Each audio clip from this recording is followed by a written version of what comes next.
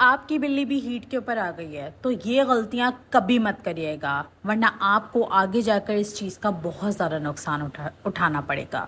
तो मेरी कैट आज आ गई है हीट के ऊपर और आज की वीडियो में मैं आप लोगों को बताने लगी हूँ कुछ ऐसी गलतियाँ जो कि आपको हीट के साइकिल में नहीं करनी चाहिए। अब अगर आप में से किसी को ये चीज़ नहीं पता कि जब कैट हीट के ऊपर आती है तो उसके सिम्टम्स क्या होते हैं, उसकी क्या साइन होते हैं जिससे पता लगे कैट हीट पे आ गई है, तो उसके लिए मैं आई बटन के ऊपर एक वीडियो दे रही हूँ, आप लोग वो जाकर देखें, आप लोग को पता लग जाएगा।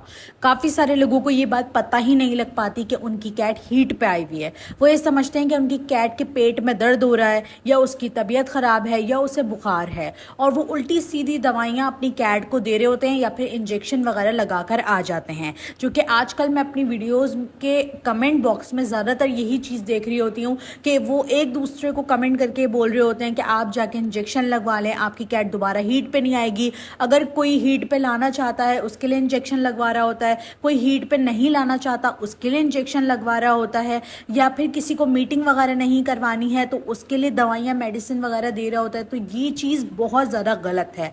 आपने अपनी कैट के साथ ये जुल्म बिल्कुल भी नहीं करना, वरना आपकी कैट की डेथ हो जाएगी। इसके अलावा भी और भी ऐसी बहुत सी गलतियां हैं जो आप लोग हीट साइकिल के अंदर कर रहे होते हैं, जो कि मैं आज की वीडियो में आप लोग के साथ डिटेल से आप लोग को शेयर करने वाली हूं। आपने कोई भी पार्ट इसका स्किप नहीं करना। अगर आप स्किप कर देंगे तो आपका ही नुकसान होगा, खुदा न खास्ता आपकी कैट को नुकसान होगा। तो आपने कोई भी पार्ट स्किप नहीं करना, वीडियो को पूरा देखना है। और अभी तक अगर चैनल को सब्सक्राइब नहीं करा जल्दी सब्सक्राइब कर दीजिए, वीडियो को जल्दी से लाइक कर दीजिए और एक अच्छा सा कमेंट कर दीजिए। चले चलते हैं वीडियो की तरफ और आप लोग को बाकी और सारे नुकसानात बताती हूँ। हम न्यू पेट ऑनर बनते हैं तो हमें कैट की हीट साइकिल के बारे में नहीं पता होता। हम शौक में अपने घर में बिल्ली ले आते हैं, एक फीमेल कैट ले आते हैं, और जब वो हीट पे आती है तो हमें ऐसा लगता है कि उसकी तबीयत ख़राब है, उसको फीवर हो गया या उसके पेट में दर्द हो गया है।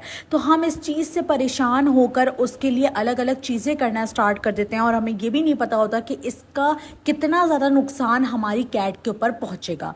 सबसे पहली गलती जो हर न्यू पेट ऑनर लाजमी करता है कि वो जब भी कैट हीट के ऊपर आती है तो वो ये समझता है कि वो उसकी बॉडी गर्म हो गई है, उसकी टेम्परेचर ज़्यादा हो गया उसकी बॉडी का, तो मैं उसको नहला देता हूँ जिससे मेरी कैट जो है वो बिल्कुल ठीक हो जाएगी। जबकि आप अपनी कैट को जब नहलाते हैं तो उसकी जो हीट साइकिल होती है वो और ज़्यादा बढ़ जाती है और आपकी कैट और ज़्यादा स्ट्रेस में आ जाती है उस गलती की वजह से। अक्सर ये होता है कि अगर आपकी कैट मन में एक दफ़ा हीट पे आती है तो वो दो दफ़ा हीट पे आना स्टार्ट कर देती है और बहुत ज़्यादा स्ट्रेस की वजह से वो खाना पीना भी छोड़ देती है। बात करते हैं दूसरी गलती की जिसकी वजह से हमारी कैट को बहुत ज़्यादा नुकसान पहुंचता है। जब कैट हीट के ऊपर आती है तो वो खाना पीना बहुत ज़्यादा कम कर देती है, कुछ तो बिल्कुल ही छोड़ देती हैं स्ट्रेस की वजह से। तो उसमें जो न्यू पेट ऑनर्स होते हैं वो ये सोचते हैं कि शायद उनके फूड में कोई मसला है तभी वो फूड नहीं खा रही है, तो वो फूड चेंज कर देते हैं, यानी कि दूसरा फूड खिलाना स्टार्ट कर देते हैं या जेली फूड खिलाना स्टार्ट कर देते हैं। जबकि आपको अंदाज़ा भी नहीं है कि जब आप हीट साइकिल के अंदर ये सारी चीज़ें कर रहे होते हैं तो आपकी कैट को उससे और ज़्यादा स्ट्रेस हो रहा होता है। आप लोगों ने ये गलती कभी भी नहीं करनी कि जब कैट हीट साइकिल पे हो तो आप उसका फूड चेंज कर दें। आपकी कैट जो फूड आप अपनी कैट को देते हैं आप उसको वही फूड दें। वो एक दिन नहीं खाएगी, 2 दिन नहीं खाएगी, वो तीसरे दिन से खाना स्टार्ट हो जाएगी।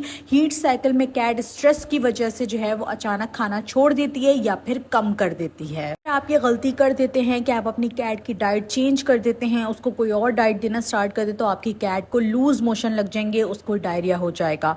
और हीट साइकिल में कैट ऑलरेडी बहुत स्ट्रेस में होती है, उसकी कंडीशन ठीक नहीं होती है और फिर उससे ज़्यादा ख़राब हो जाएगी। इसके बाद जो तीसरी चीज़ है जिसका आपने बहुत ज़्यादा ख्याल रखना है कि जब आपकी कैट हीट के ऊपर आ रही है तो आपने ये चीज़ देखनी है कि अगर आपकी कैट 7 to 8 मंथ की है या 6 मंथ्स में आपकी कैट हीट के ऊपर आ रही है तो आप उसकी फर्स्ट हीट स्किप करवाते हैं, क्योंकि इतनी छोटी एज में कैट हीट पर आ रही होती है, वो बहुत ज़्यादा वीक भी हो जाती है, बहुत ज़्यादा स्ट्रेस में भी होती है, वो मीटिंग के काबिल नहीं होती, मतलब बच्चे देने के वो काबिल नहीं होती है।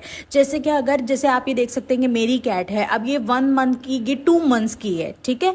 अब आप देख सकते हैं कि इसकी हेल्थ भी अच्छी है, मैं चाहूँ तो मैं इसकी मीटिंग करा सकती हूँ, लेकिन अगर इसकी हेल्थ अच्छी नहीं होती, वो वीक होती, ज़्यादा खाना पीना नहीं खा रही होती, तो उस सूरत में आप अपनी कैट की मीटिंग नहीं करवाएं, आप उसकी हीट को स्किप करवा दें।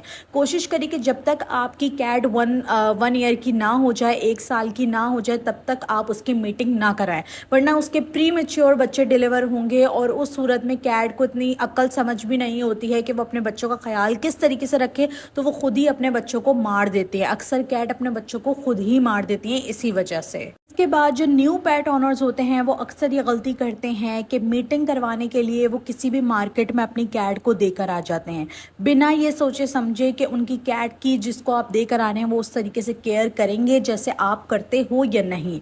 तो अक्सर ऐसा होता है, बहुत ज़्यादा ऐसा फ्रॉड हो रहे हैं। अक्सर मेरे पास भी डीएम्स आते हैं कि हमने अपनी कैट को इनको ले जाकर दिया था, अब वो हमारी कैट वापस नहीं कर रहे, या जब से हमारी कैट आई है वो तब से खाना नहीं खा रही, बहुत वीक हो गई है, बहुत डरी डरी स्ट्रेस में रहती है।